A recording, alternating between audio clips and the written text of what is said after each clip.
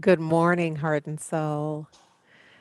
You know, whenever I come before you, it's in this energy of knowing that I am on an adventure in faith. With every sermon, every Sunday message, every facilitation experience, it is an adventure in faith. It's about letting go and letting God, about letting the divine unfold in public view while on mic, in fact. So I just want to acknowledge that when I say our theme for this year is an adventure in faith, rise up.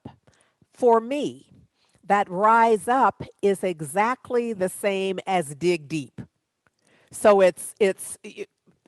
because in spiritual consciousness, it's the same thing to me. To go deep is to also go high. And I don't know that that's true in any other situation, circumstance, but that is my sense of how it, at least how it works for me.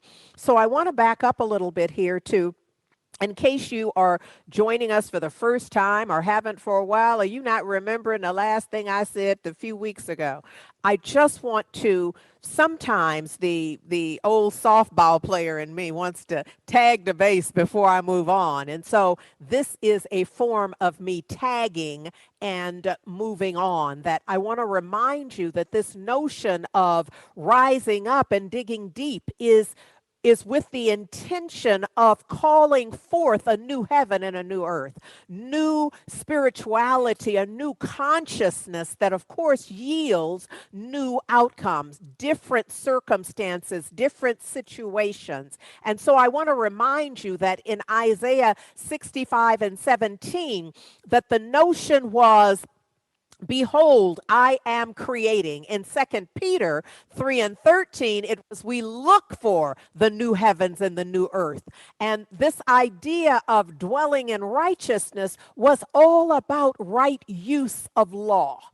And so then ultimately, and this is where we hear it most frequently, Revelations 21 and 1, and I saw new heaven and new earth. So you begin to get the kind of continuum. And this is not the only places in scripture where this shows up. But the idea here is that I at least can see the timeline. I can see the evolution, rather, not the timeline, the evolution of it from the divine, the awareness that I am creating new heavens and new earth, and I'm looking for a new heaven and new earth. And I saw, now I see you now, new heaven. I see you, new earth, unfolding even as I speak. And what? The chaos was no more. The new earth manifested, the new situations, the new circumstances, and the chaos was no more. Oh, what a blessing indeed. Yes? So here's my sense that there is a consciousness to which we might aspire. And that's why I think we meet on Sundays and Wednesdays, and that we take the classes, and that we read the books, and that we participate in the activities, is because there is a consciousness to which we aspire, one in which we accept all change as spiritual adventure. Now, this is a growing edge for somebody, because for somebody, it's I'm blown away by it, either because it's magnificent or because it took my knees out from under me, metaphorically. The idea is that the more we can begin to perceive it as a spiritual adventure, whatever it is, whatever the bank notice sent you, whatever color the envelope is, it's a spiritual adventure. Whatever they said or didn't say, if the call came or didn't come, it's a spiritual adventure, an opportunity for us to know that it's always for the highest good, but you have to stay to the end. You know, you've had that experience where you left the movie because it was too whatever it was, and then you talk to somebody and you realize that it all came together in perfect order, that it all began to unfold in a different way that you don't know anything about because you left what 5 minutes before your blessing. You quit 5 minutes before the transformation. You quit before there was an opportunity for you to fully discover God in the experience, in the circumstance, in the condition. So this is truly an adventure in faith. We are forever on an adventure in faith. Look at here. I've come today to remind you, it is done unto you as you believe. So I just have to offer you, change your thinking, what? And you change your life. Ernest Holmes and the science of mind philosophy is really kind of, it's central to that. Just like it is done unto you as you believe is central to the master teacher Yeshua's message. The whole teaching. And then for Ernest Holmes, it's change your thinking. And when you do that, you will change your life. So look, in Mark 9, there's a story that I can't, well, I don't know. Let me see what happens. I was about to say I can't tell you the whole story. What I'm going to tell you is that on the slides that we're showing you, we're kind of starting in the middle because there's an important point here that there's a father who brings his child who, for our purposes, we might look at it and say the child had epilepsy, a severe case of epilepsy, and has fallen out and is frothing. But this is an ongoing situation. So the master teacher is really talking with the father who has, and I'm really starting kind of mid-story to tell this part, but what's central to it is what I'm trying to get to. So the master teacher, Yeshua, is talking to the father about the circumstance, like how long has the child been like this and all of this. And we determine that all of his life, it's been like this for a long time. And ultimately, the master teacher says, if you're able to believe, everything is possible to the one who believes. Now, let me just say that the translator is traitor, because none of us knows, we on the slide, if you're looking at the screen right now, you see quotation marks. Just act like that was a fun thing to add, because nobody knows very specifically what was said, to the point where you can add quotation marks. But I'm trying to make a little point here. And it is said that immediately the father of the boy cried out, weeping. Now, some scriptures don't tell you that it is with tears. Not just cried out, but is weeping, has tears, saying, I already believe that. I already believe that. Most translations, what do I know about most? Many of the ones that I've read say, help thou my unbelief. Dr. Rocco Errico, though, says, in translating it from Aramaic, it really says, I believe, my Lord, help thou my little belief. And that makes more sense to me. Why? Because he says, I believe, I really do believe, but my belief is trumped by yours. Mine is, you can barely see, feel, sense my belief compared to what you're bringing to the table, master teacher. That's really the idea that I think is being conveyed here, that I believe, and my belief is part of the reason we're here talking about this, because I believed enough to bring it to you to know what? To know that something else could happen. See, when we're not believing anything else can happen, we don't do anything. We kick back, we start telling people about the prognosis, and we all agree that every time we've ever heard of this, it ended up in death, or it ended up badly. It ended up in circumstance that none of us wants to experience. I'm offering something different today. I'm offering something else today. I get that we're all in this together, and we're going to want to begin to think individually and collectively in another way. See, we all know that this life is no easy road. At this point, everybody tuned in, my sense already has that we all know that sometimes you're stuck with a heavy load, like this father brought the son. It's a heavy load to have, well, whatever our situations and circumstances are that we're praying about and wanting some relief from. We all know it's hard to tell what to believe unless you discern that if you believe that it's done unto you as you believe, if you believe that, if you get clear about that, then you also will be clear how essential it is to change your thinking, to begin to change consciously and intentionally what you believe. So there's a song I want you to hear right now because we don't know what's waiting around the bend. We don't know if we'll walk this way again. We don't know if tomorrow is guaranteed. We don't know the truth until we see beyond. We're all in this thing together.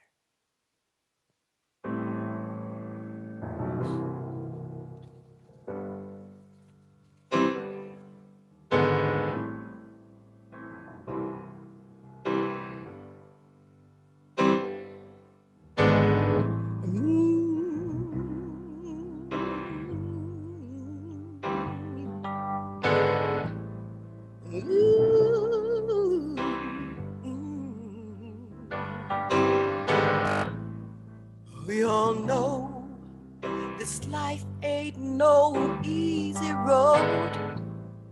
We all know sometimes you're stuck with a heavy load.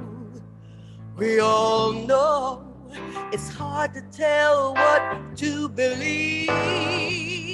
We all know better to give than receive.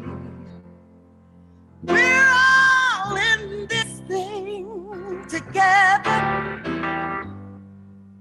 every day. We're each put to the test. Can't get far without each other. So help your brother to a little bit of happiness.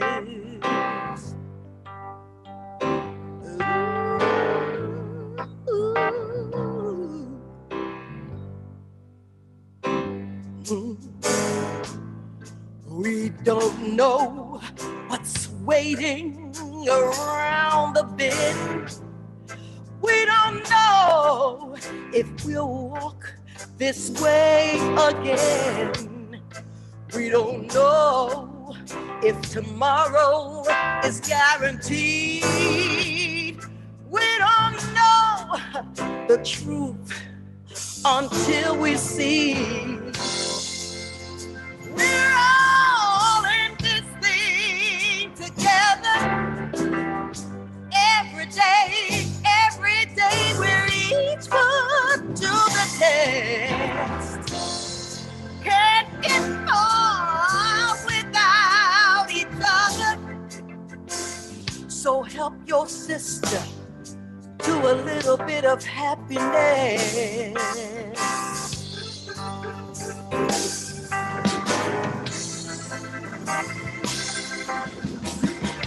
Pull back the curtain, turn on the light. Let me stay with your eyes wide open. Never give up the fight. 'Cause we're all in this thing together every day. We come to the test. Won't get caught without each other. Help your brother to a little happiness. Help your sister to a little happiness. Find yourself a little happiness. 'Cause we're all in this thing together every day. We come to the test. Won't get caught without each other. Help your brother to a little happiness. Help your sister to a little happiness. Find yourself a little happiness. 'Cause we're all in this thing together every day. We come to the test. Won't get caught without each other. Help your brother to a little happiness. Isn't that beautiful? Find yourself a little happiness, but help your brother, your sister to that because what? We're all on an adventure in faith. And here's the idea this notion, for me at least, of helping our brother and sister find some happiness is us being centered in truth. My sense is that too often we are agreeing with a worst case scenario. That we are, someone shares a prognosis and we share a worse one. We up them with just ain't it awful? Oh, you don't know how awful it is. So on this adventure in faith, the idea is that we have a different sense. Now, what I promised a couple of weeks ago, or whenever it was that what I want to do is to begin to talk to you, to share with you my sense of kind of how we get there. How do we go more deeply into the fullness of spirit, the allness of spirit? How do we rise up into the all in all? How do we do that? And so I want to tag back to Mark 9, but go a little further in. And it's the point at which the master teacher, Yeshua, actually heals the child, if you will. And that healing is seems to be, the visual of it is that the demon, and you know that historically, people believed that the things that they saw manifesting in humans were a result of other spirits being present. Now we have a different sense of that in oftentimes. So at any rate, what happened, at least the way the story is told, is that when Yeshua says what he says and does what he does, that a demon is removed. The energetic presence of whatever it was that was holding the child in that pattern, and the child just falls out. So it's just like exhausted, faints, feels unlifelike in that moment. And so folks believe that, oh, he's dead now. But the master teacher took the child by the hand and raised him up.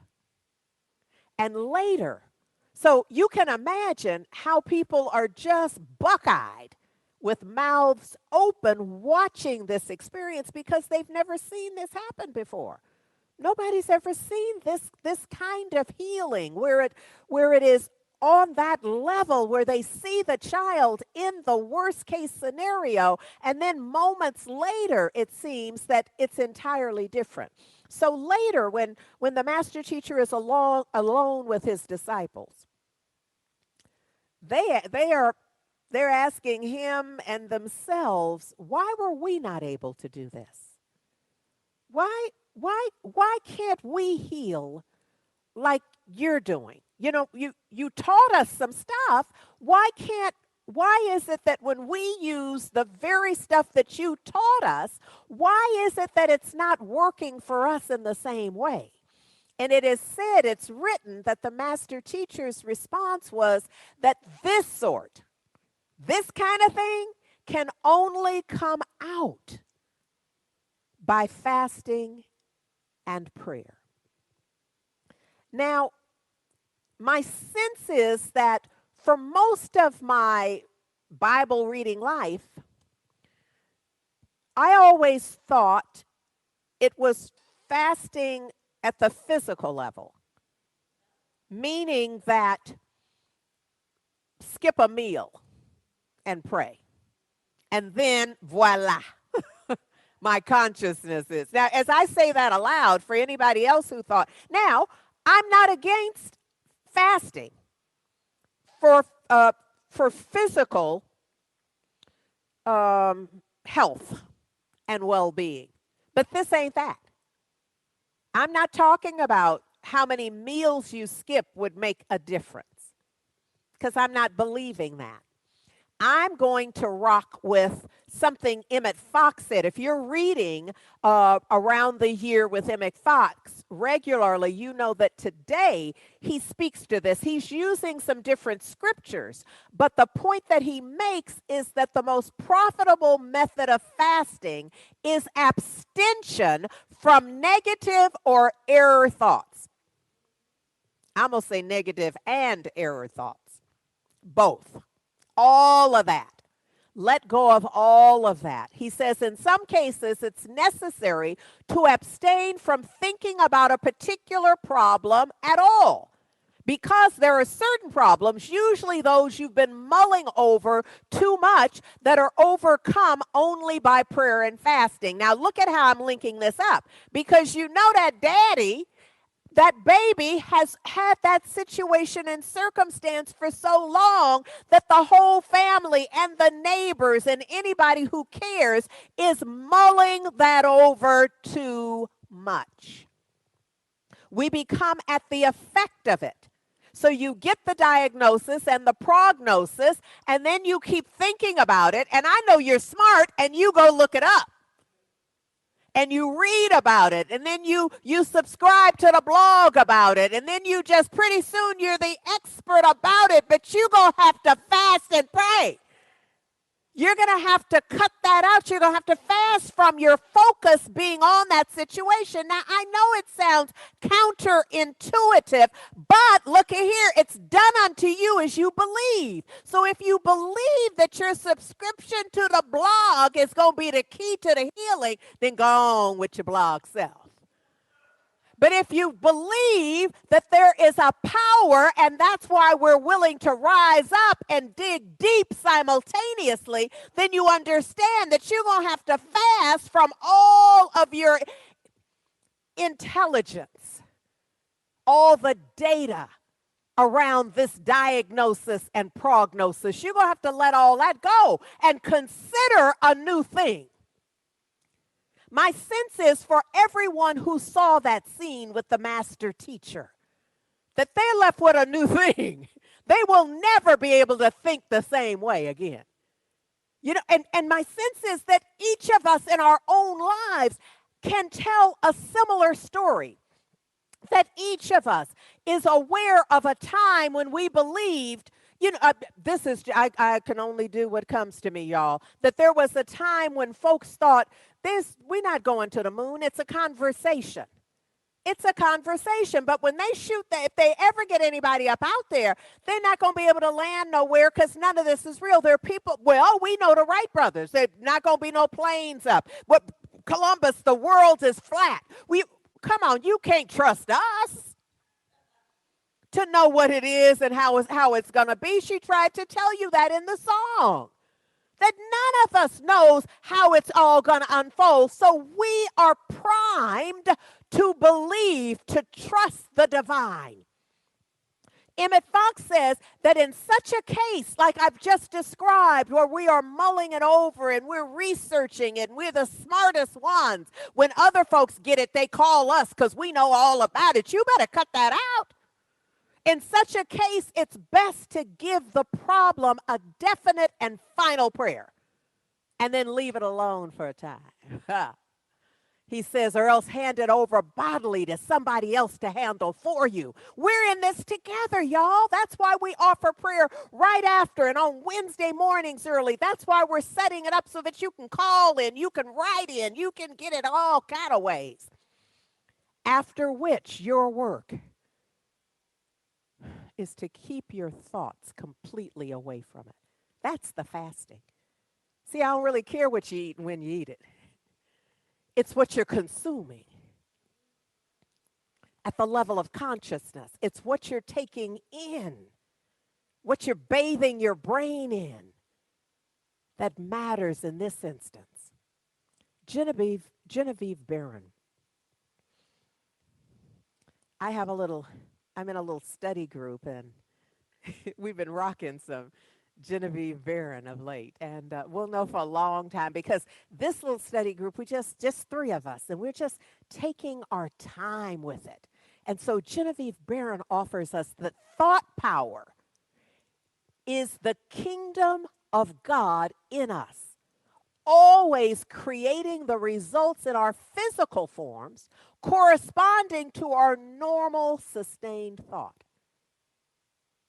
Our physical results, our outcomes, correspond to our regular thinking. Not that special thinking that you do on Sunday morning when you tune in. Not that Wednesday evening when you tune into IJ. Not that. I'm talking about your regular where you agreeing with stuff on TV. With pundits and such, and when the diagnosis, and I'm talking about that regular, normal, sustained thinking. That one. That's what we're wanting to change. And I have this sense, look, actually, when we were talking about the Genevieve Barron quote in my little study group, I started getting, pictures started coming to me, ideas of what I could use to share this with y'all. And a member of the study group said, well, I offered some other ideas. And a member of the study group said, a pogo stick. And so I have before you now, oops, water on the floor, a pogo stick. Now, what you need to know is we would have to charge you for today's service if I were to get on it. So rather than have to do a whole PayPal thing for you to pay for that, because I'd have to pay for that. And then, to see the medics come and all that. But the idea, what I want to remind you of, is how this works, because I think it can be beneficial for us. So it's a device for jumping off the ground, for rising up. I need you to, I'm going to try to explain this in a way so everybody can catch on. This is a device that can be used when somebody wants to rise up off of where they are. Because you see, in order to start the thing, you got to get up here. You've already risen just getting on here.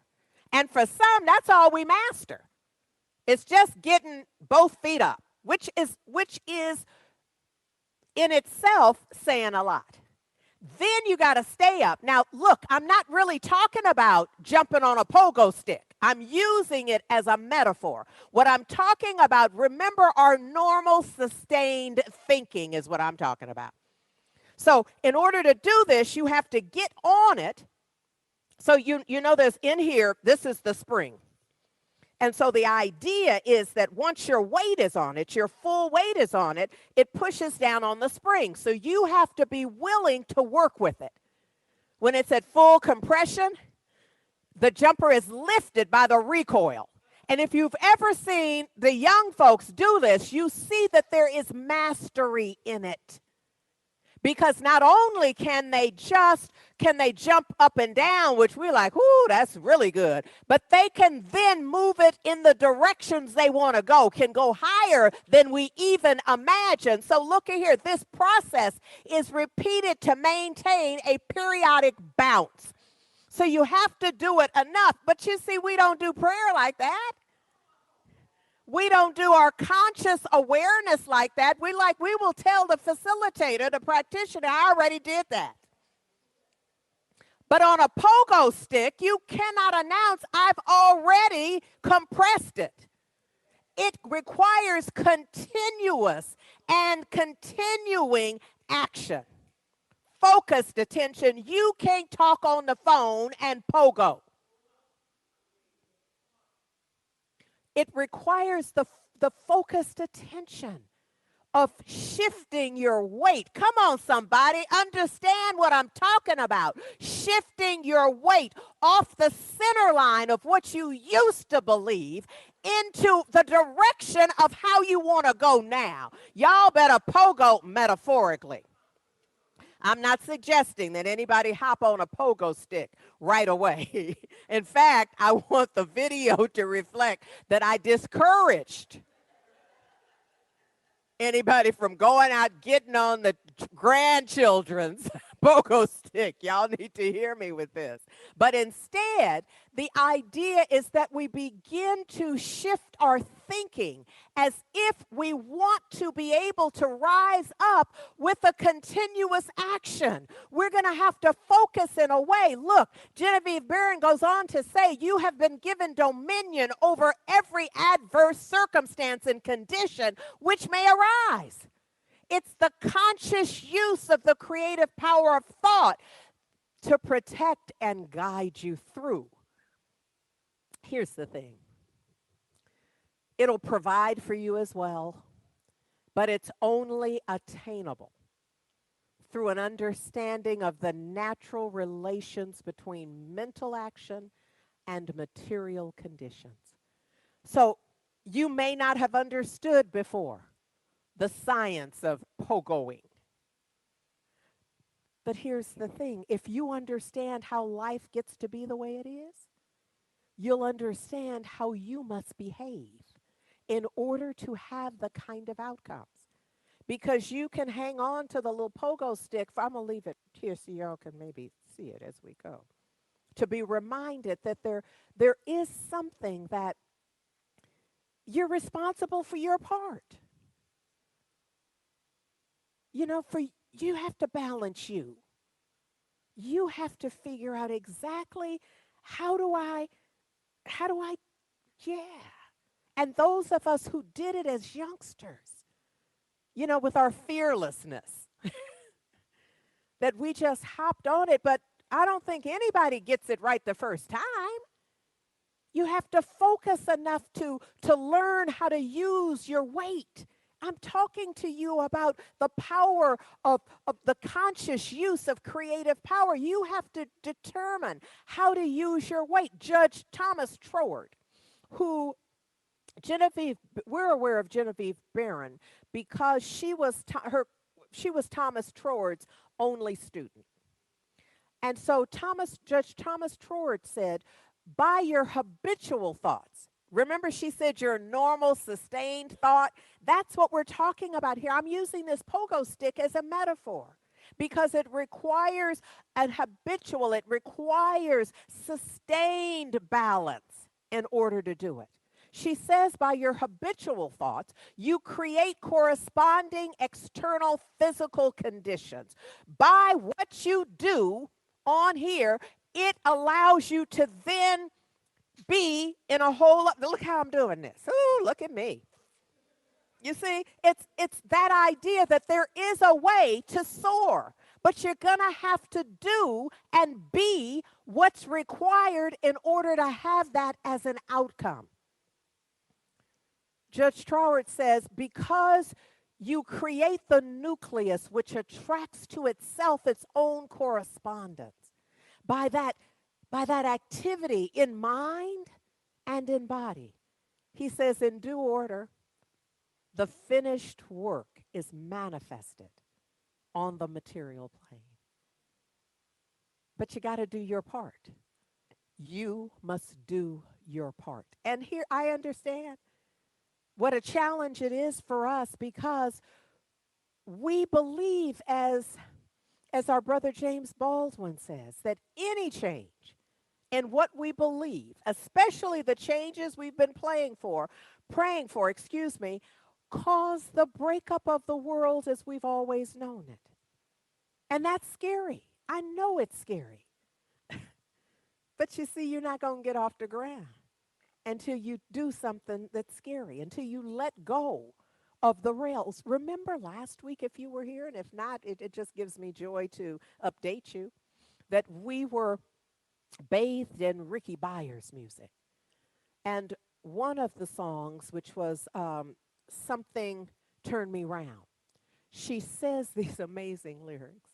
I gave up mental contamination. Let's start there. How about that? Let's just start by giving up mental contamination and start building a spiritual foundation. Consciously and intentionally, she says in the song, and part of the lyric says, the world all around me was falling down. And the moment I heard that, this is vintage Ricky. But the moment I heard that in the context of James Baldwin, I realized that our fear is unfounded because her next line of the song, the world all around me was falling down, and when it crumbled, I saw higher ground. Yeah, yeah, you see, when I let go of the fear, when I let go of the doubt, when I let go of the prognosis, when I let go of the gossip about it, I can see that there's something greater that awaits me. This has become my favorite, though. I stopped. That's part of the lyric. I stopped. I stopped doing what I used to do.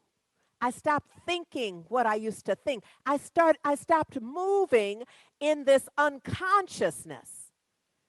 And when I stopped, the spirit got a hold on me and something turned me around, she sings.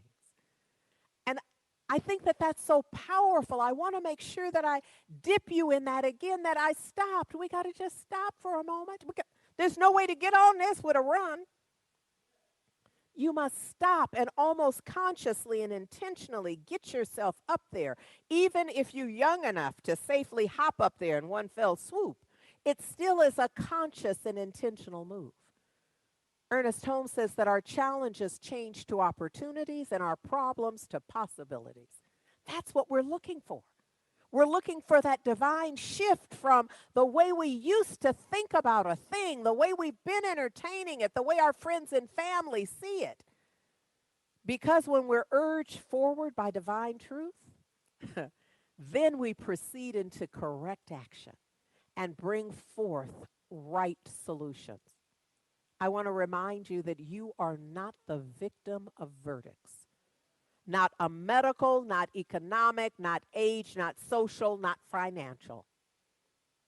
But there is a divine verdict upon you. And it's the divine declaration of you. It's about all of us because we are eternal descendants of the all in all. By any name, by God, by the illumined one, by the living one, the strong one. That's the truth of our being. You see, affirmations cha- changed my life. There was a point in which I was clearly in a dark night of the soul, a dark month of the soul. And I began using affirmations in earnest. And my life began to shift. It got lighter. It came back to me. It felt like it was under the control of others, that I was at the effect of people and circumstances and situations. And through my early use of affirmations, my locus of control was returned to me. I had a sense that I had way more to do with my life circumstances than I had been believing and acting as if. And so I offer you this affirmation just for now. Tweak it however you need to tweak it for you. Get your own, but I encourage you to begin affirming something because we're rising up. And everybody won't rise at the same level or at the same speed or at the same height, but we're in this together. So we affirm together. There is no power opposed to me as its beloved outlet. I now erase all opposition within my own thought, and I am a free and open channel for omnipotence. I face all things with faith, cheer, and an expectancy of good. That expectancy of good is critical. I am a spiritual optimist For I know that through God's guidance, everything works together for good. My life is now a victorious one, and problems dissolve as I think and embrace truth. Today is filled with victory.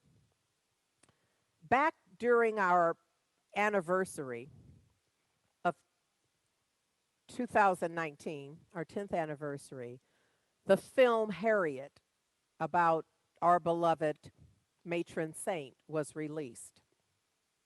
And there's a scene in that film, and we have heard it in folklore as well, where there's water that has to be crossed. And of course, folks are like, I'm going to freedom, but I don't want to have to go in the water to do it. And the demonstration is that she literally, in the movie at least, has to hold her gun, her rifle, up above her head in order for it not to get wet. Because, there's a point at the water is high. But she's able to cross. And so I want you to hear this notion of come on into the water, wade in the water, children. It's going to be all right. It's going to be all right. God's going to trouble the water. It's going to work out. Whatever it is that you're afraid of, that you're releasing it, you're trusting, you're believing in something beyond. Remember, you're a spiritual optimist. You know that this and all things are working together for good, for all good. So I leave you with this invitation to wade in the water and know that God's going to trouble the water and that it's going to be all right. It's already all right.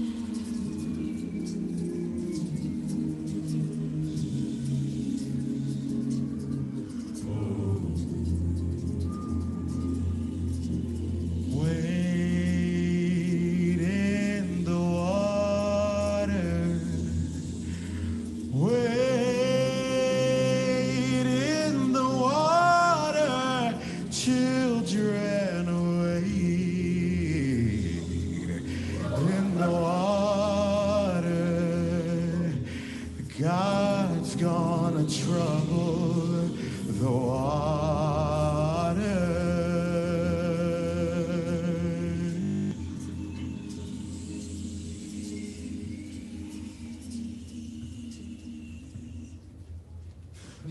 Water, wade in the water. Water, wade in the water. Wade in the water. Wade in the water. God's gonna trouble the water. Water, wade in the water. Water, wade in the water. Don't you see that band all dressed in red? Oh, God's gonna trouble the water. Well, it looks like the children of Moses. Oh, God's gonna trouble the water. Oh, wade in the water. Wade in the water. Wade in the water. God's gonna trouble the water.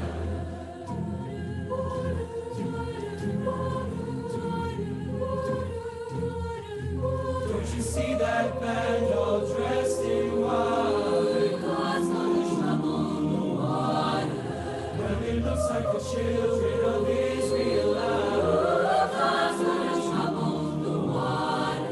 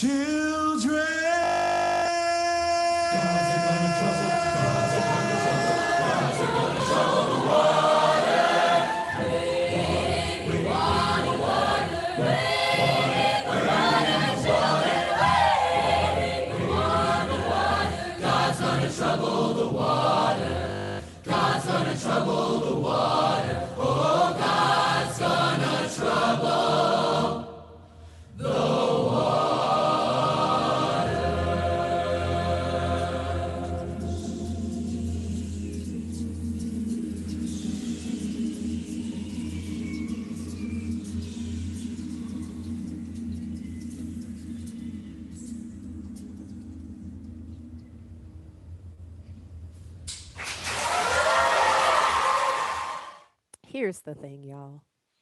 Right where we are right now, I'm just going to invite you to stop.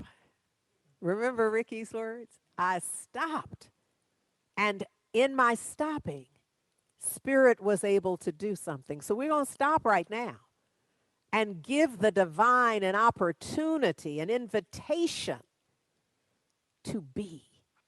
And I'm just going to begin by saying what I know is so, that there is only one life.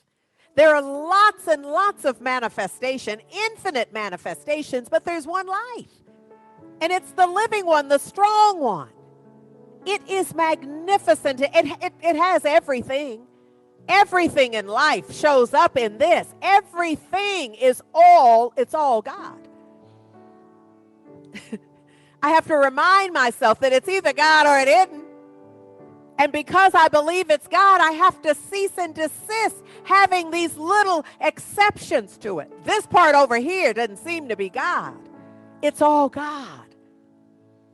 There's not a spot where God is not. Everywhere present, 365, 24/7, 365, always present. Knowing all power, the creative power behind and within absolutely everything. So what I know for sure is that God is, and that God is all there is. And so knowing that God is all there is, I know that I'm a part of that. I know that right where I am, the whole perfect and complete nature of the divine is. It is in me. I'm not asking anybody else to see it.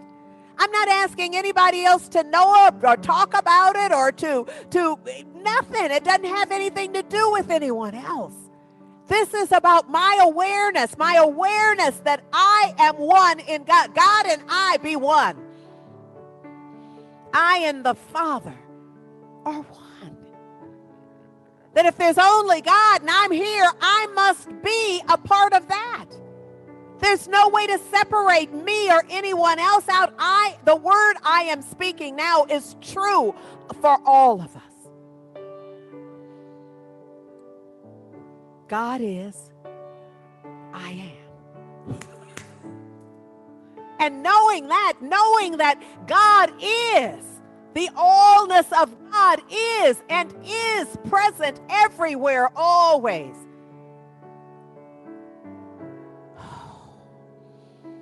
And then knowing I am in that presence, I can't help but know all is well. All is well. I can't always see the wellness of it all, but I know it's all well. And then I start looking for and anticipating with great expectancy how that all is well is going to show up in this right now.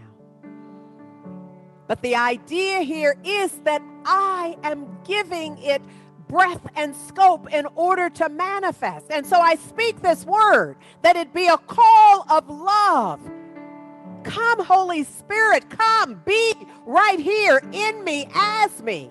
It's the manifestation of perfect health and well-being. It's the manifestation of an abundance of all things good, also known as prosperity, as an abundance of relationships, positive, healing relationships, honoring relationships, fun, loving relationships. I'm giving thanks for the creative self-expression in my life and in all life, for anyone within the sound of my voice who is wanting a piece of this action, a piece of this awareness. Then I invite the divine belief, expectancy, anticipation of good, the good that already is and is unfolding always. Oh, I speak this word that my eyes be cleared. In scripture where the mud is placed over the eyes, I am metaphorically placing the mud and the spittle just so that I can see more clearly the good that God is in my life and in life. I give thanks. I give thanks for this revelation. I give thanks for this knowing. I give thanks for the order in the universe that is manifesting right now as the truth unfolding in life that God is and all is well.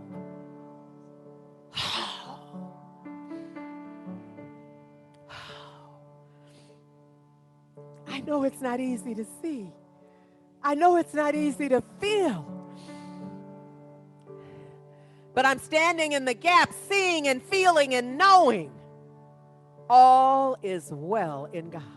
And so knowing this, I release it, I drop kick it, turbocharge it into the perfect activity of law, which I know is simply the love of God. There's no magic. It's releasing it into that is known, that is the very order of the universe. It's taking the human meddling out of it. And just say, God's got this. God's got this. And so I just let it be. Now and forevermore. I seal it by simply saying, Ashe. Amen. And so it is. Love matters. Love matters.